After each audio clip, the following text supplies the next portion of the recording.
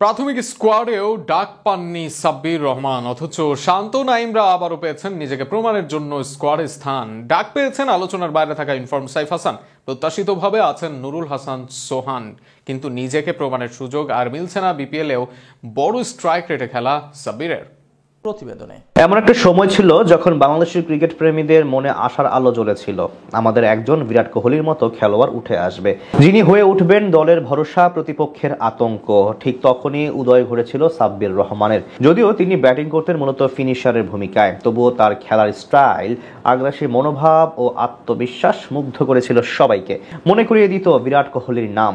একটা সময়ে সাব্বির যেন হয়ে উঠেছিলেন বাংলাদেশের সবচেয়ে আলোচিত ও প্রত্যাশিত নাম।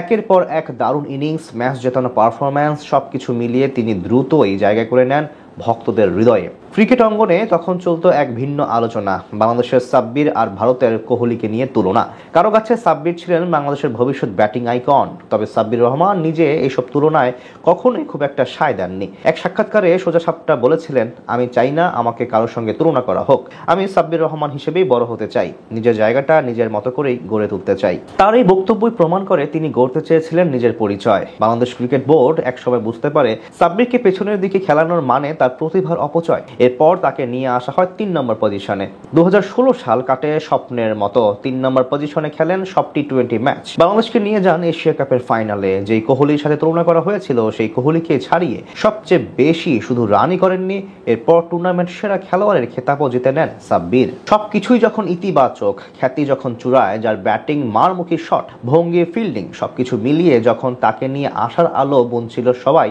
ঠিক সেই সময় ছন্দপতন হয় সাব্বিরের। এমন খ্যাতি ধরে রাখতে পারেননি তিনি, জড়িয়ে যান বিতর্কে।